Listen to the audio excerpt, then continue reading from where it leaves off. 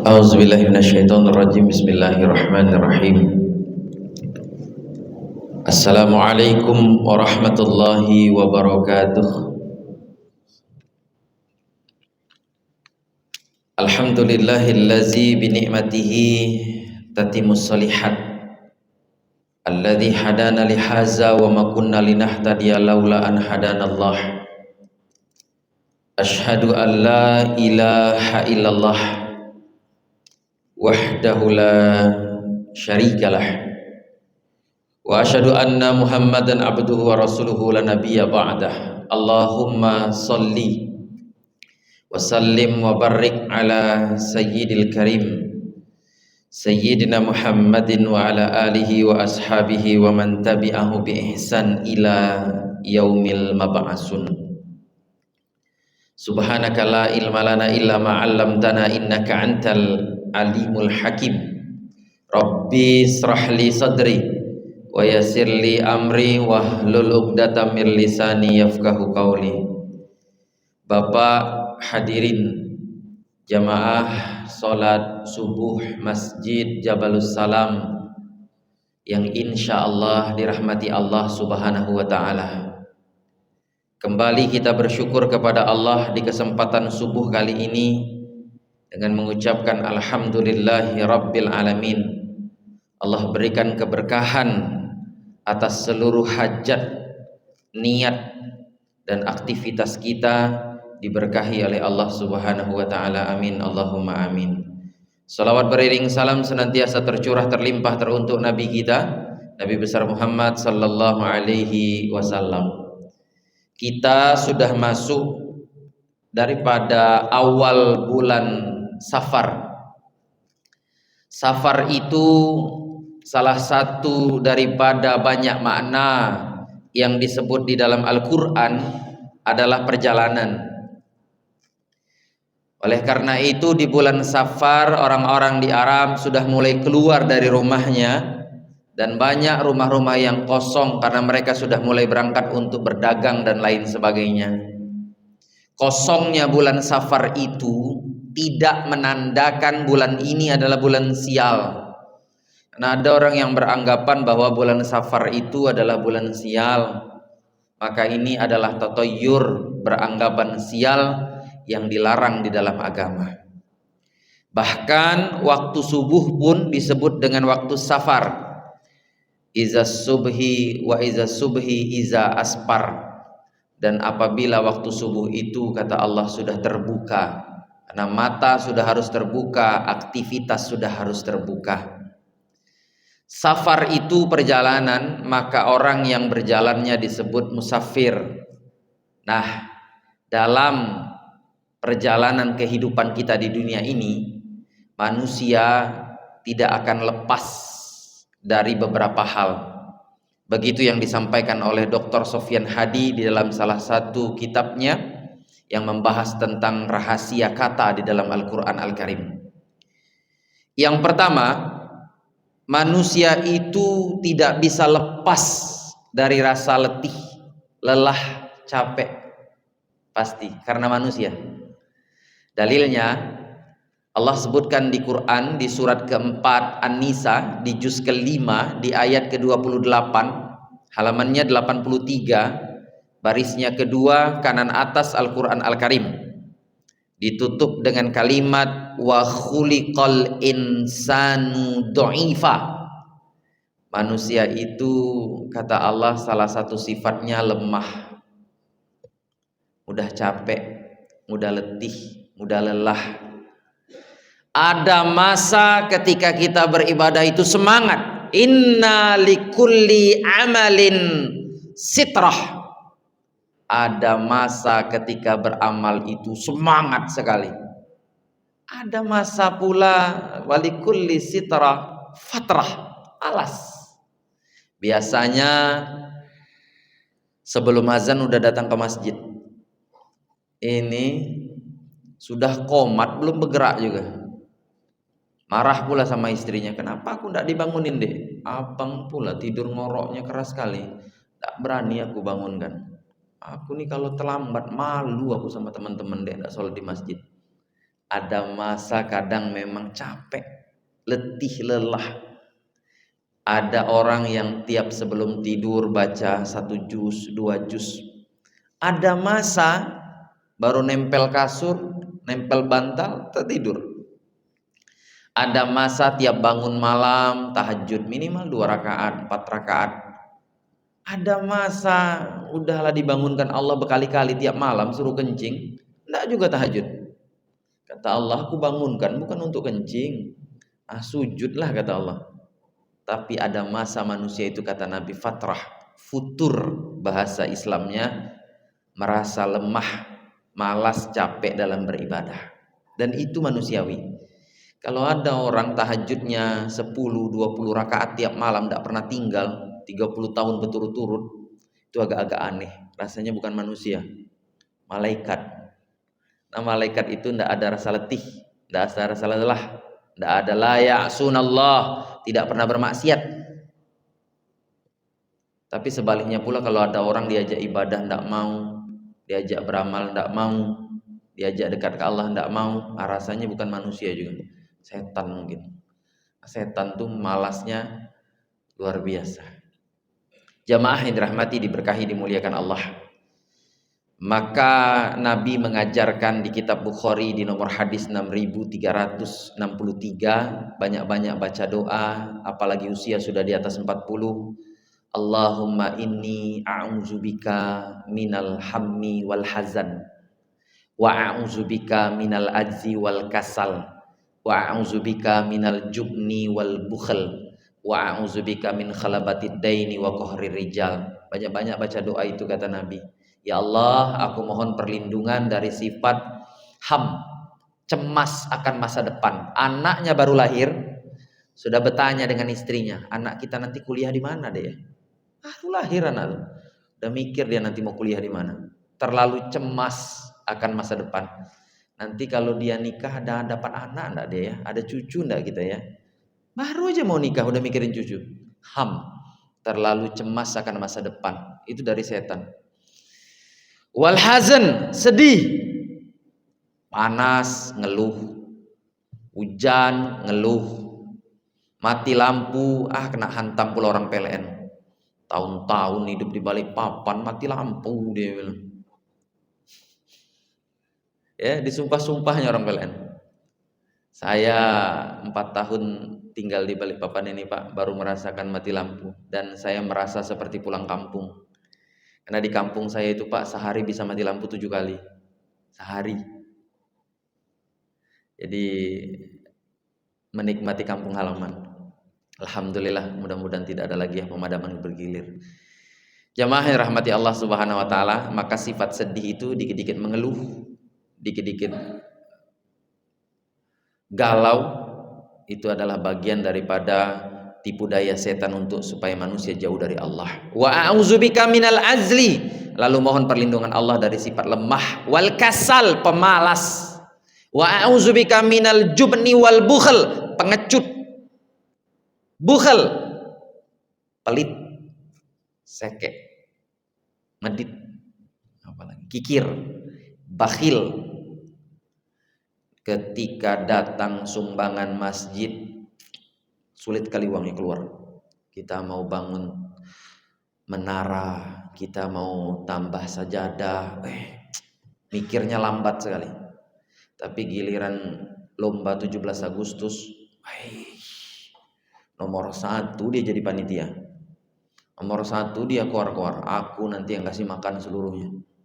Tapi giliran perkara agama, maulid Nabi, Isra Mi'raj, kita sumbangan nasi kotak, kata Pak RT, 1 rumah 3 nasi kotak, kemudian uang seikhlasnya, ya, beratnya luar biasa, ngocehnya luar biasa. Sudahlah nyumbangnya cuma 5.000, datang ke masjid berlima pula, bawa anak 4. Apa ndak tekor panitia masjid, nyumbang 5.000 bawa anak 4, 5 dapat nasi kotak. Maka ada orang yang kadang terhadap agama ini begitu pelit untuk mengeluarkan, padahal yang kita kasih di agama inilah yang akan menjadi tabungan nanti di akhirat. Wa a'udzubika min khalamatid dain, kata Nabi, jangan sampai mati meninggalkan hutang. Makanya yang diumumkan ketika orang meninggal itu hutang. La yadkhulul jannah man kana lahuddin. Tidak bisa masuk surga orang yang punya hutang. Walau kana syahidu fi sabilillah, sekalipun mati syahid, masih punya hutang rokok, masih punya hutang bensin, masih punya hutang di warung, tak bisa masuk surga. Sebelum orang yang dia hutangi itu atau dia tempat dia mengutang itu dipertemukan lagi nanti di hadapan Allah Subhanahu wa taala. Qalilan au katsiran. Baik hutang yang kecil apalagi hutang yang besar. Maka harus ditanya nanti di depan Allah, sudah diikhlaskan atau belum? Atau mau ngambil pahalanya dan lain sebagainya. Wa a'udzubika min khalabatid daini wa qahrir rijal. Mohon perlindungan Allah dari gangguan orang lain. Maka yang pertama jamaah rahimakumullah, manusia tidak akan bisa lari dari rasa letih, capek, pasti. Jangankan manusia biasa ya Pak ya, Nabi pun merasakan rasa lelah, capek dan lain sebagainya. Kemudian yang kedua masih di surat An-Nisa, manusia itu tentu tidak akan bisa lari namanya dari ketentuan mati. Aina ma takunu yudrikumul maut walau kuntum fi burujim musayyadah. Bergeser dari ayat 28 ke ayat 78 di halaman 90 baris ke-10 pertengahan kiri Al-Qur'an Al-Karim. Di mana saja kalian berada, kata Allah, kalau ketentuan mati itu datang, mati kalian. La yastakhiruna sa'atan wa la yastaqdim. Surat ke-7 juz ke-8 Al-A'raf ayat 34 halaman 154 sebelah kiri. Tidak bisa dimaju sedetik, tidak bisa dimundur sedetik. Karena matinya pasti, maka orang biasa-biasa saja. Tapi yang tidak pasti itu adalah cara dimatikan. Boleh jadi bapak ditakdirkan na'udzubillah meninggalnya ditabrak mobil, tapi karena ada al-adah, kebiasaan yang merubah untuk dekat kepada Allah, maka cara matinya diganti sedang sholat. Jamnya sama, detiknya sama, harinya sama, tapi cara dimatikannya beda. Maka cara dimatikan hanya dua, wan nazi'ati kharqa wan nasitati nasta. Dicabut dengan keras atau dicabut dengan lembut, dan itu bisa berubah sesuai dengan pada ikhtiar, karena seseorang kata Nabi akan dimatikan sesuai dengan kebiasaannya. Jamaah yang dirahmati, diberkahi, dimuliakan Allah Subhanahu wa taala. Nah, yang ketiga, sebelum perjalanan safar mati ini datang, manusia sampai mati, bahkan setelah mati. Ada pula orang setelah mati itu nggak bisa lari dari hal ini, Pak. Apa itu? Manusia tidak bisa lari dari mulut orang lain. Makanya kata Nabi, la tasubul amwat. Kalau orang sudah mati, jangan lagi kau ceritakan kesalahannya. Mati juga tetangga kita itu, suka nganakin duit, pinjam 1 juta, balik 1.200.000, pinjam 2 juta, balik 2.400.000, pinjam 3 juta, balik 3.600.000. Kok kau tahu? Aku tukang pinjam, dia bilang.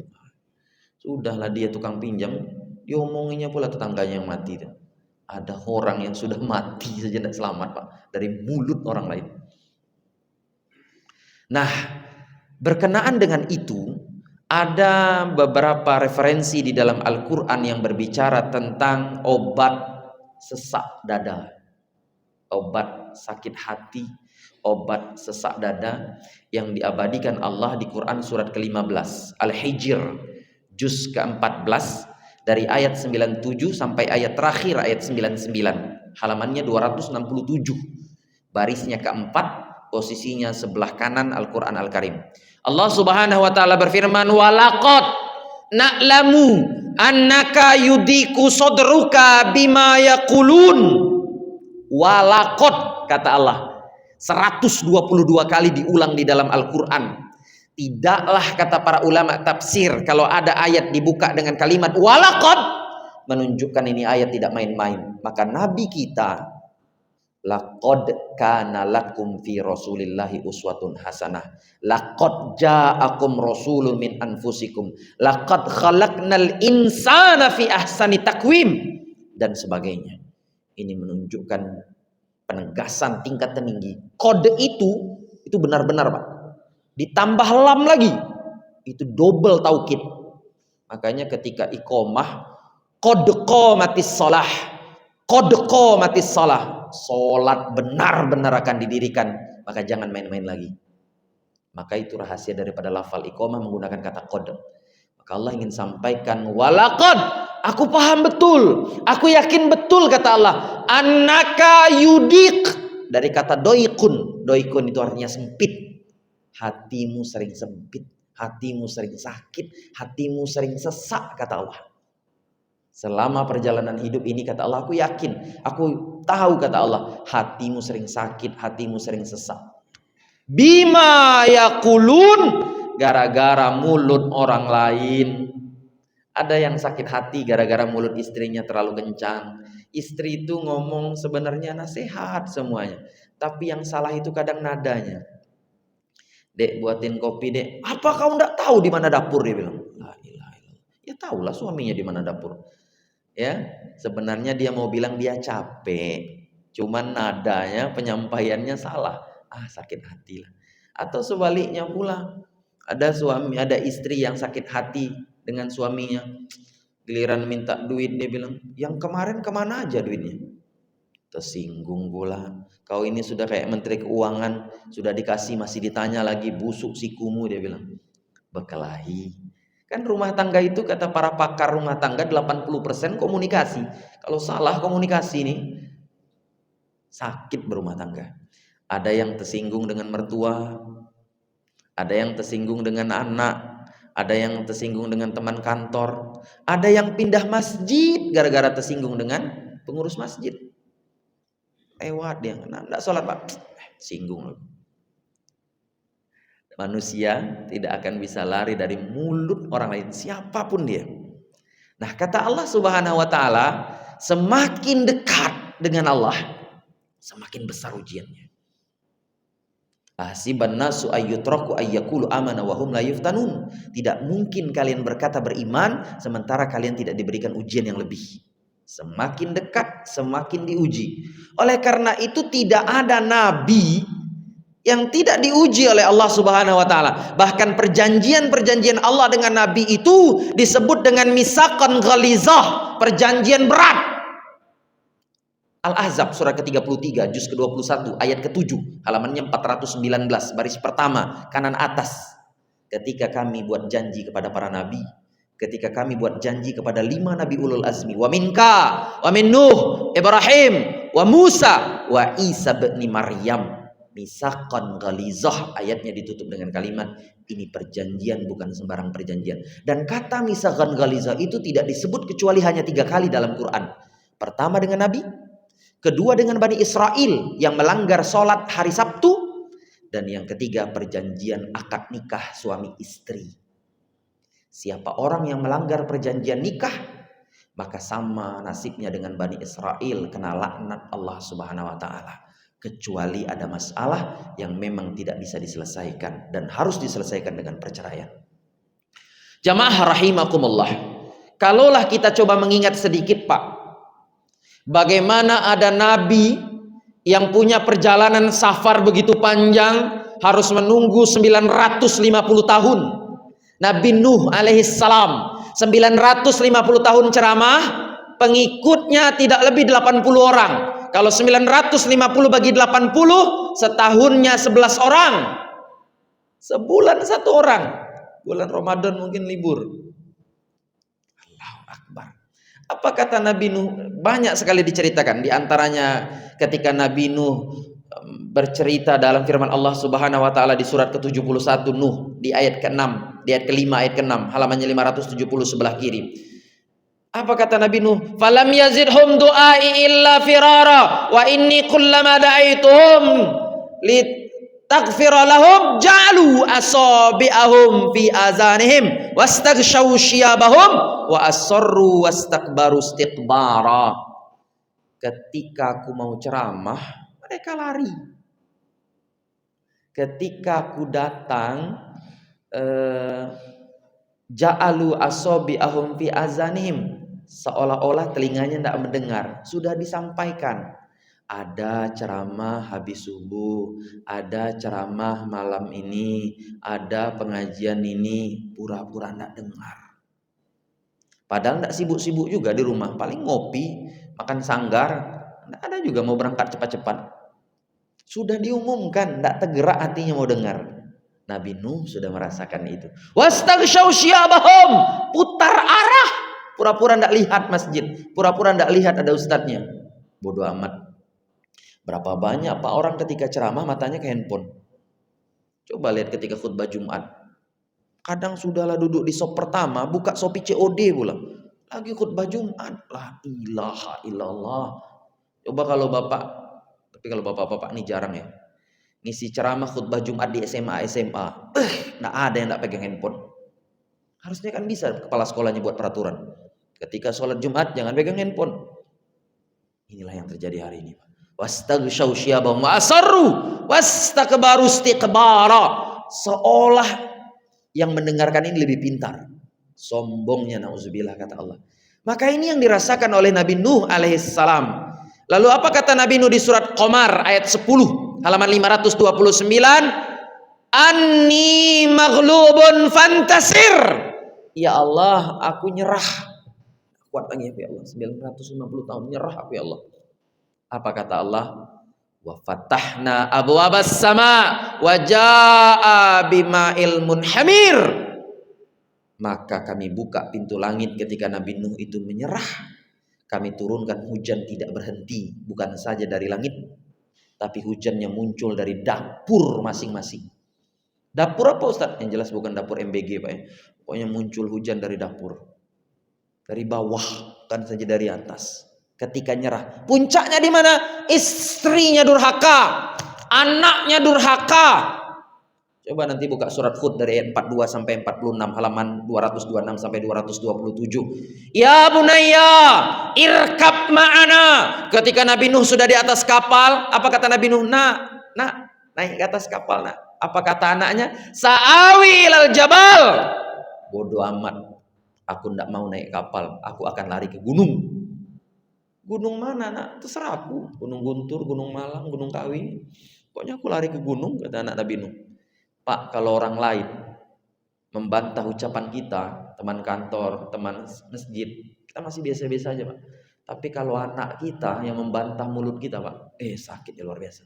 Tidur nak, udah jam 9 besok sekolah, masih pegang handphone. Kalau makan jangan lihat handphone nak, masih pegang handphone. Kalau kita yang beli, mau dilempar handphone nih, duit pas-pasan pula nanti hancur handphone. Sedih pula ngelihatnya enggak pakai handphone, anak orang lain pakai handphone. Dilema kadang, dicubit, dipukul, pas tidur ngelihat, sedih pula tadi dicubit, dipukul. Kalau anak sudah bantah ucapan orang tuanya, puncak rasa sakit itu luar biasa. Ini yang terjadi dengan Nabi Nuh. Tapi apa yang membuat Nabi Nuh ditolong Allah? Menyerah dan menyerahkan kepada Allah setelah berusaha. Nabi Ibrahim Bapak, ayahnya tukang buat patung. Apa kata ayah Nabi Ibrahim di surat Maryam ayat 46 halaman 308? Araghibu anta an alihati ya Ibrahim. Ibrahim, kau mau ceramah terus? Ceramah depan ayah itu berat Pak. Saya ceramah depan 1.000 orang, 10.000 orang. Kemarin saya ke Sulawesi Pak, 23 masjid berkeliling saya Pak. Badan saya masih goyang-goyang Pak. Karena dikasih orang naik kapal ternyata 18 jam Pak. Musim liburan pula enggak dapat kamar VIP, dapatnya tidur di triplek. Baru sekali saya naik kapal ke Sulawesi, semayang ke Parepare itu Pak. Berangkat jam 4 subuh dari Manggar, sampai di Parepare jam 4 subuh pula lagi. La ilaha illallah, 24 jam bergoyang-goyang. Pun diuji Allah di kapal Pak. Jam 10 malam selepas sholat Isya itu saya bersama Ustadz, salah satu teman saya, jalan pas masuk ke salah satu ruangan, salah masuk kami Pak. Jadi kami masuk ke ruangan ekonomi duduk di lantai 2. Ternyata di dalam kapal itu, Dharma Lautan Kartika 9 itu, ada elektron Pak. Dan ada biduan 3, mulus sekali Pak pahanya Pak. La ilaha illallah. Berjoget-joget orang Pak di kapal tuh Pak. La haula. Mau mundur udah tanggung masuk, mau maju pakai peci. La ilaha illallah. Ternyata begitu pula kemaksiatan ada hari ini Pak ya. La haula wala quwata illa billah. Maka berat tantangan hari ini Pak ya. Dan sepanjang perjalanan itu Pak, 10 hari di Sulawesi, saya berdoa, ya Allah, pulang jangan naik kapal ya Allah, pulang jangan naik kapal. 3 hari sebelum pulang ada yang tepuk dada saya, Ustaz, tiket pesawat kami tanggung. Begitu cara Allah. Nggak ketemu lagi elektron Pak Amun. Ketemu pramugarinya berjilbab juga agak aman aku Pak ya. Jemaah yang dirahmati, diberkahi, dimuliakan Allah Subhanahu wa taala. Nah, ayah Nabi Ibrahim pembuat patung. Apa kata ayah Nabi Ibrahim? Kalau kau tidak berhenti ceramah, la arjumannaka, la illan tantahi, la arjumannaka wahjurni maliyan. Kurajam sampai mati. Makanya saya kalau ceramah depan orang Pak, menggelegar-gelegar saya Pak. Tapi kalau saya ceramah di kampung halaman saya Pak, mati kutu saya Pak. Apalagi di kampung itu ada bapak saya juga melihat saya, nah tamat riwayat saya Pak. Berat Pak. Karena orang kampung saya paham, oh ini kan yang suka kencing berdiri dulu kan. Oh ini kan yang di masjid suka salto-salto dulu kan. Jadi ustadz dia sekarang. Makanya Nabi itu ketika di Mekah, tidak sampai 100 pengikutnya. Ketika hijrah, berbondong-bondong orang masuk Islam. Nah ceramah di kampung halaman itu lebih berat. Makanya kenapa banyak orang hijrah. Banyak penceramah di balik papan, karena di kampung halamannya Pak berat. Nah, jamaah yang dimuliakan Allah, maka diusir ayah itu sakitnya luar biasa. Kalau diusir presiden, Pak, siapa yang tidak senang dengan negara ini, silakan keluar, kata presiden di planet Jupiter. Seserahlah presiden itu Pak ya, nyuruh kita keluar dari negara kita Pak ya. Tapi kalau diusir dengan ayah kandung, beratnya luar biasa. Ada Nabi Musa. Nabi Musa itu Pak, la haula wala quwata illa billah, 10 tahun kabur dari Firaun. Dari Makkah ke Madian. Setelah 10 tahun kabur, apa kata Allah? Musa, temui Firaun.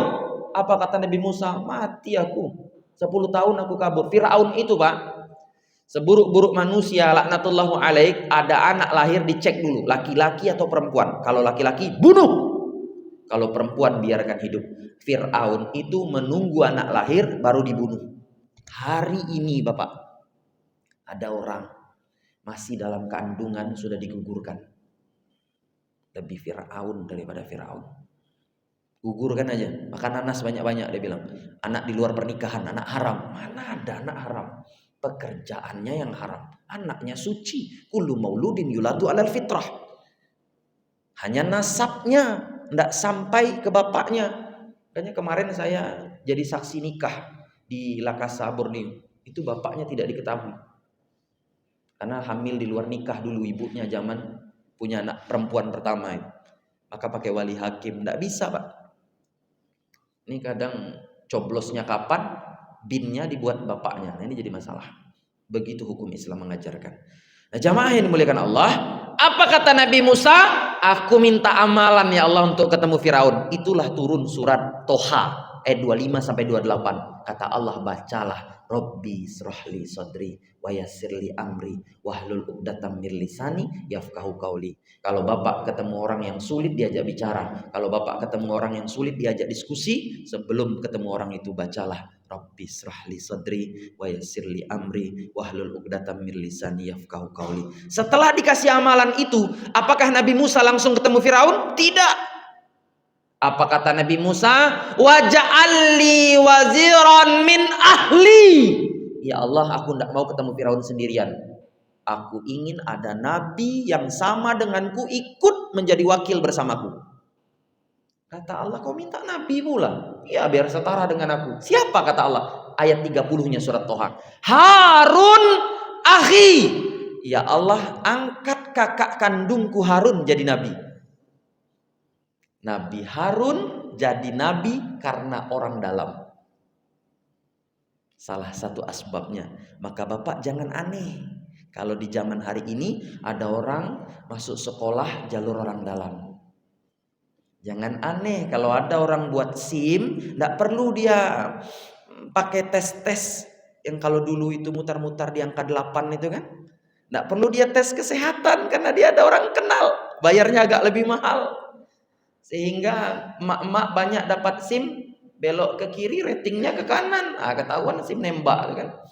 Jangan aneh ada orang bayar pajak cukup dari rumah, kirim foto STNK, tiba-tiba sudah selesai.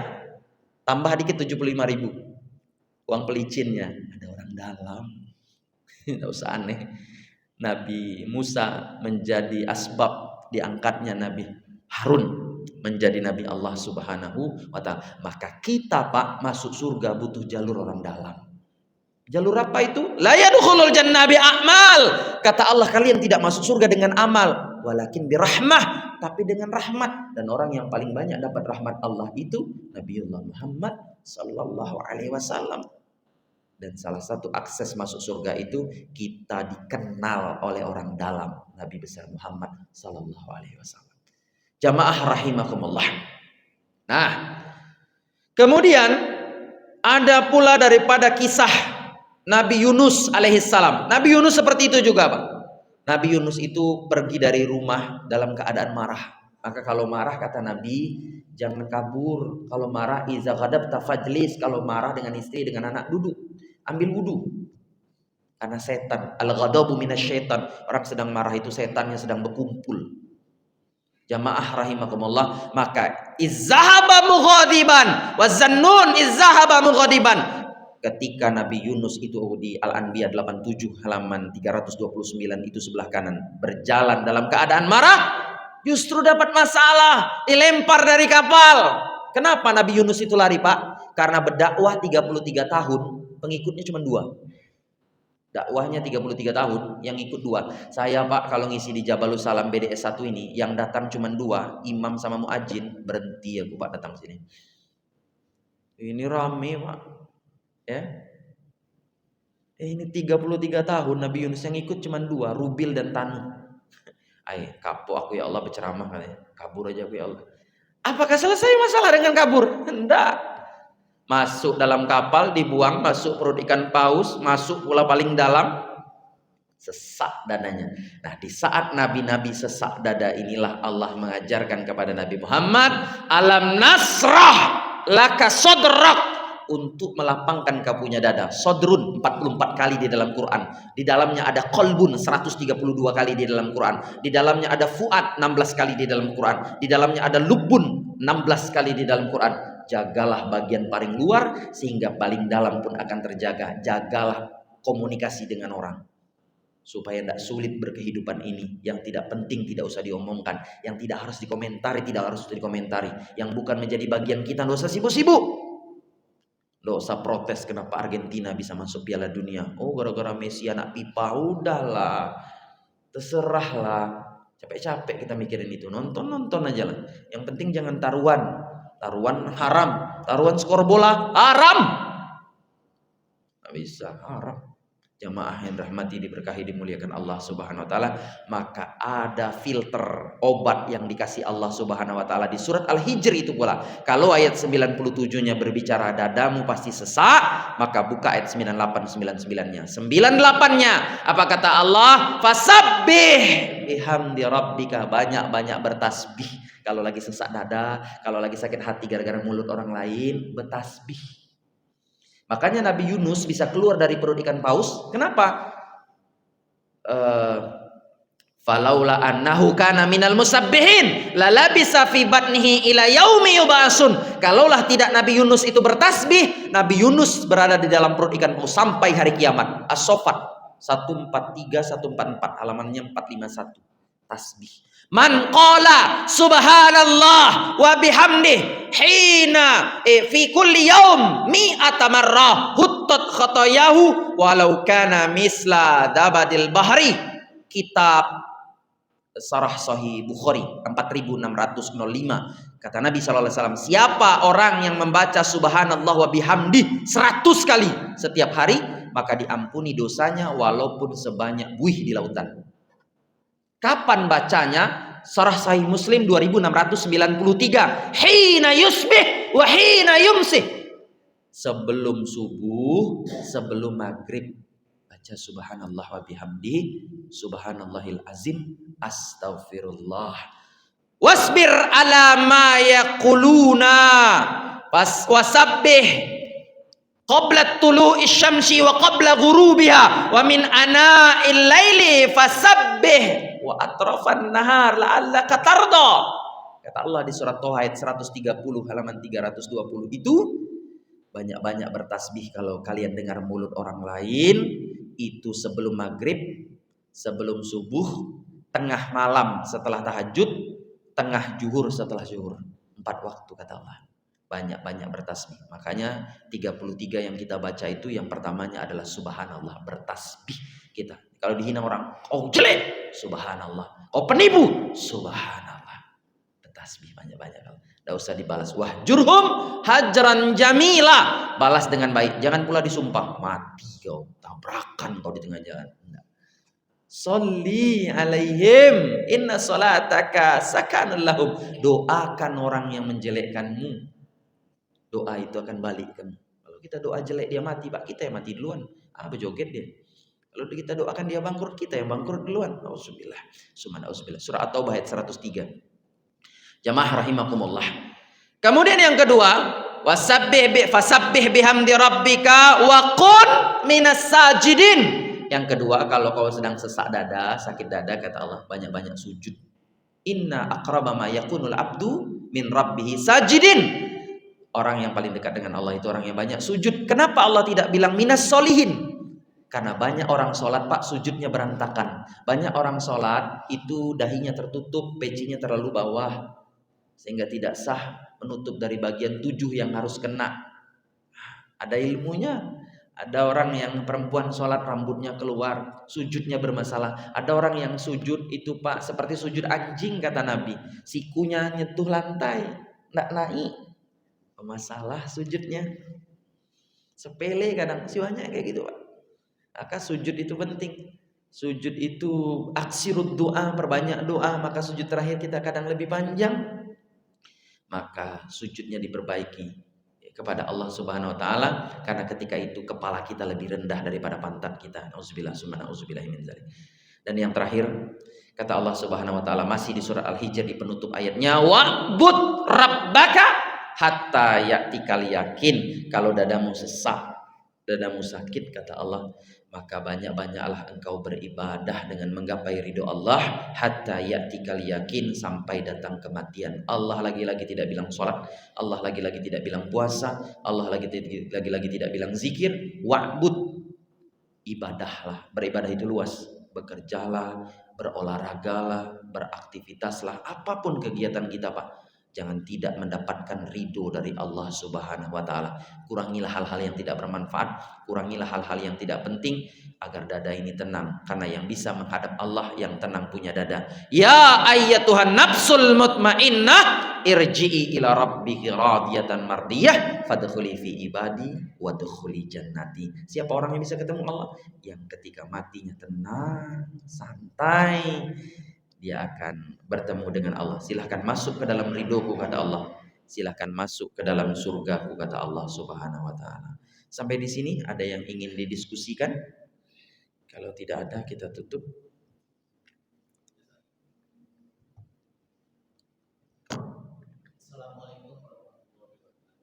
Waalaikumsalam.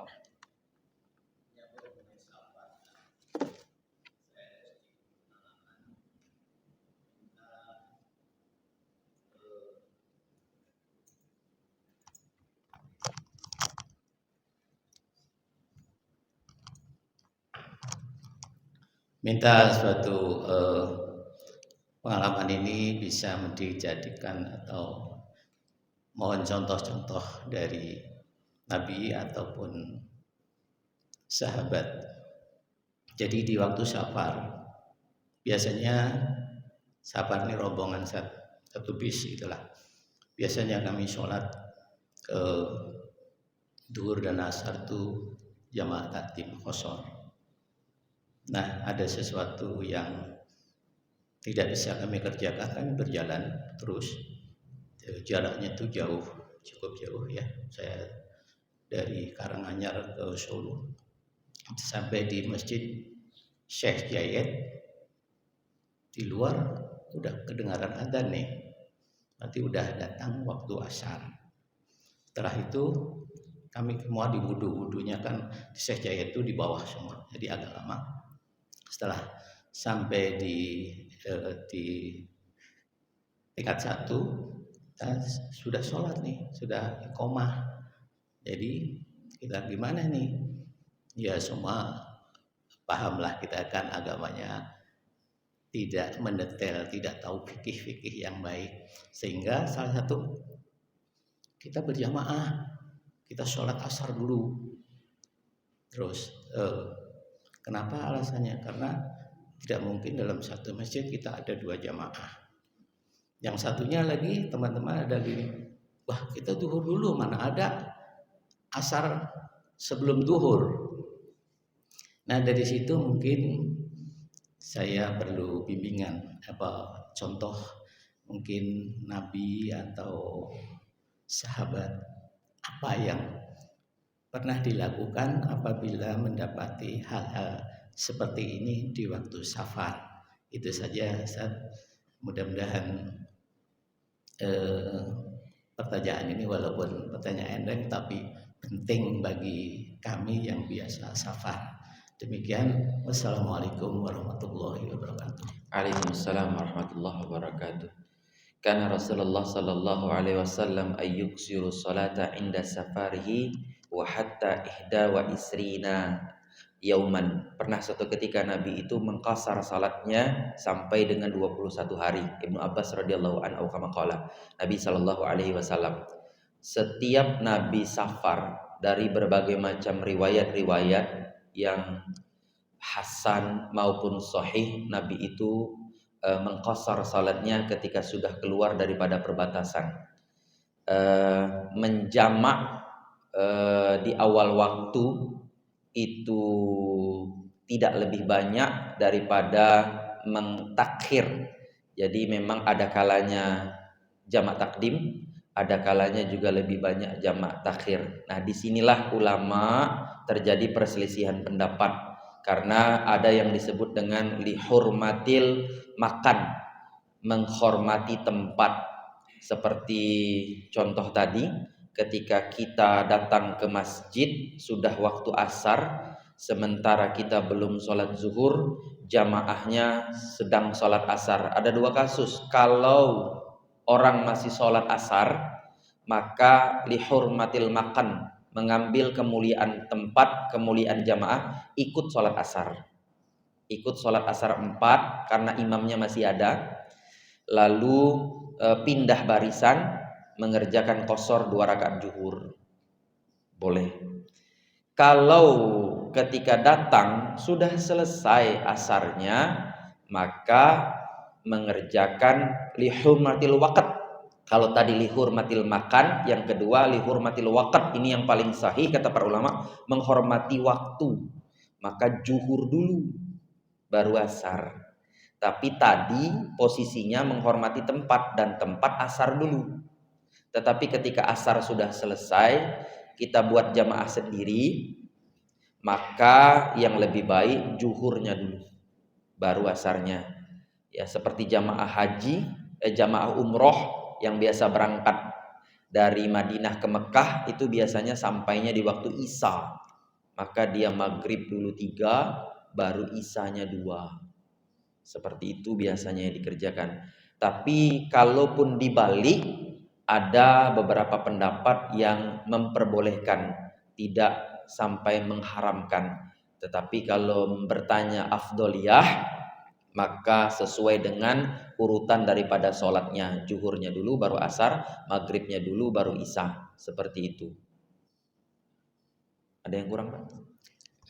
Case-nya beda, Ustaz. Jadi case-nya itu di waktu kita mau sholat duhur itu sudah iqomah. Iqomah asar atau iqomah zuhur? Iqomah asar. Jadi kita ikut mukimin asar dulu. Betul.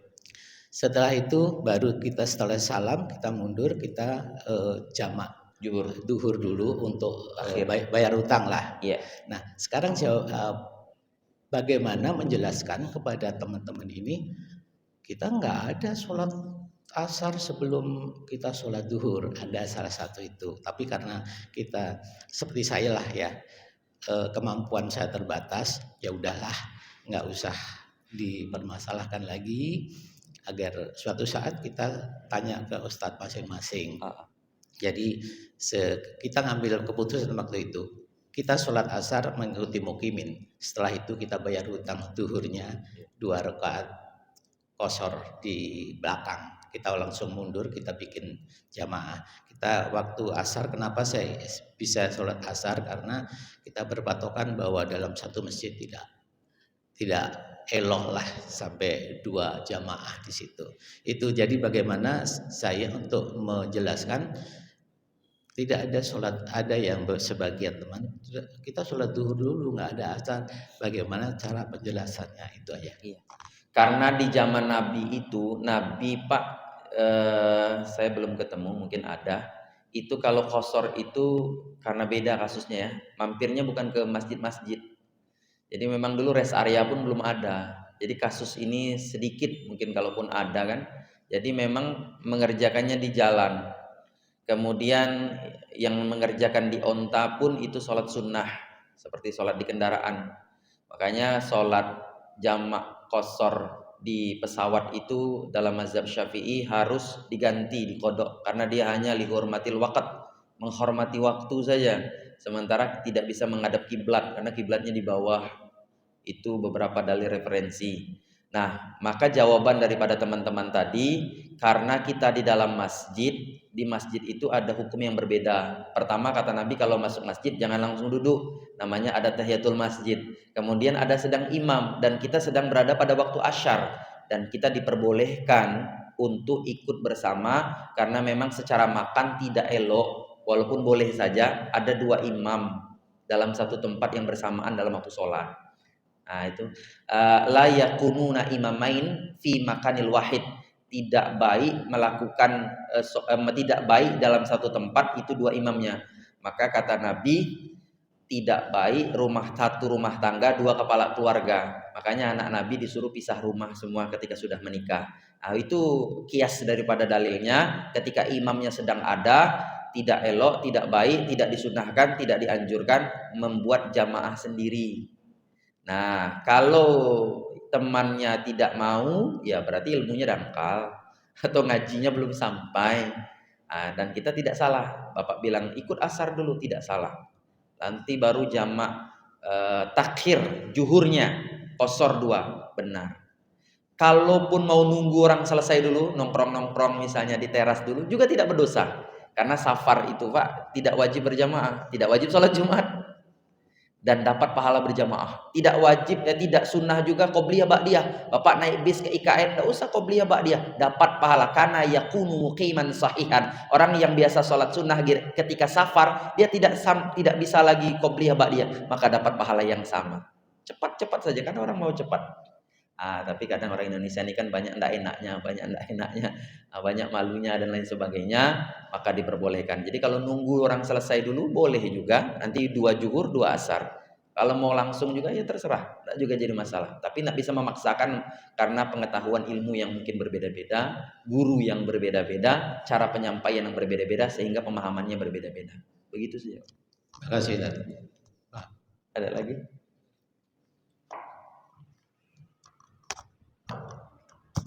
Bismillahirrahmanirrahim. Bertanya Ustadz mengenai tadi yang dibahas mengenai di beberapa majelis atau pas pada saat sholat Jumat itu Ustadz sering melihat jamaah yang masih membuka-buka HP khususnya saat ini. Saya pernah, saya lupa tempatnya, di salah satu masjid di Balikpapan itu pengurusnya itu menyampaikan selalu saya beberapa kali sholat di situ, menyampaikan salah satu riwayat atau hadis gitu bahwa ketika ada khutbah Jumat sedang berlangsung, ini isi dari hadis itu kalau nggak salah, kira-kira begini, kalau ketika sedang berlangsung khutbah Jumat jangan sampai kalian bermain-main pasir gitu ya, atau kerikil gitu. Itu menurut saya bagus sekali untuk diingatkan, Ustaz. Tapi di masjid kita ini saat ini belum ada seperti itu, mempraktekkan itu. Nah, apa ada cara Ustaz ya menyampaikan itu dengan bagaimana caranya ya untuk mengingatkan seperti itu? Karena saya pribadi ketika melihat hal seperti itu juga risih juga gitu, tapi nggak mampu untuk menyampaikan atau mengingatkan kepada jamaah yang apalagi kita belum kenal gitu ya. Dan banyak karena di masjid pas Jumatan tuh nggak cuma 1-2 orang, bisa jadi lebih. Bagaimana Ustaz menyampaikan itu ya? Terima kasih. Masalah fadaliyah as-sunnatiyah ini Pak jadi problem di Indonesia. Orang sholat subuh pakai kunut sah, tidak pakai kunut sah juga. Makanya untuk mewajibkan orang kunut tidak bisa, karena sama-sama sah. Habis sholat berzikir boleh, habis sholat tidak berzikir juga boleh. Nak mewajibkan seluruh masjid berzikir tidak bisa. Nah itulah kasusnya. Bermain kerikil pasir dilarang, berbicara dilarang. Seluruh hadisnya tidak ada berbunyi membatalkan Jumatnya, tapi mengurangi an yangkus min ajri salatil jum'ah iza qulta li sahibika ansit wal imamu yakhtub faqad lagauta. Kalau kau berkata diam kepada temanmu sedangkan imam sedang khutbah, maka sia-sia pahala Jumat. Tidak dibilang tidak sah, Jumatnya tetap dapat, Jumatnya tetap sah, cuman kadar pahalanya wallah alam apakah ada atau enggak. Nah kadar pahala ada atau enggak ini Pak, kalau kita bahas ke orang, nah ini kita enggak bisa. Apa kau tahu aku dapat pahala atau enggak? Dia bilang. Nah bingung pula kita menjawabnya. Sah kan, tapi sah. Bapak terlambat ke rumah misalnya kan, mendapati rakaat terakhir sholat Jumat, enggak dengar khutbah, tetap sah. Sah. Masih banyak Pak masjid-masjid Pak lagi khutbah merokok di motor Pak. Nanti pas qomat baru masuk Pak. Sahkah Jumatnya? Sah. Tapi apakah dapat pahala? Anda kata Nabi rakaat pertama onta. Tapi kalau kita bahas kencang-kencang, apa kau tahu benar-benar dapat onta? Dia bilang. Ayo Pak, jangan di belakang. Di belakang dapatnya telur cicak. Mana mau dia Pak? Karena fadilah saja. Tapi tetap sah kan dia bilang? Sah. Makanya berat untuk. Nah, kalau untuk pengurus masjid apakah boleh seperti tadi menyampaikan? Boleh. Namanya menyampaikan kebenaran, menyampaikan kebajikan. La adaban limay yaqulu amamakum. Tidak punya adab orang yang tidak memperhatikan orang yang berbicara. Makanya turun surat Abasa. Surat Abasa itu karena Nabi tidak menghadap Abdullah bin Umi Maktum. Hei kau yang bermuka masam, hei kau yang mengwalingkan wajah dari orang lain.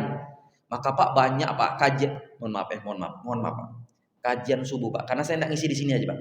Saya sedang kajian Pak, dia di pojok baca Quran Pak. Tidak dosa Pak, tapi tidak pada tempatnya. Kalau mau ngaji pulang ke rumah. Bukannya kalau dengar bacaan Quran kita harus diam Pak.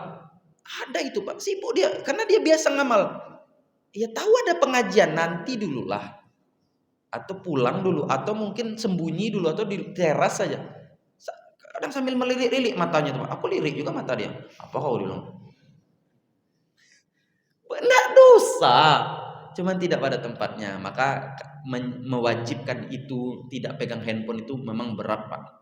Kecuali kalau di sekolah, di pesantren kan agak gampang kalau di tempat. Tapi kalau untuk menyampaikan ini perkara yang baik, mendapatkan pahala yang besar, maka mungkin pengumuman sebelum daripada khotib naik atas mimbar perlu disiarkan bahwa menyia-nyiakan dari pahala Jumat ketika kita bermain-main handphone, karena zaman Nabi bermain-main pasir saja, kerikil saja menjadikan sebab sia-sianya pahala daripada sholat Jumat. Itu saja mungkin ya.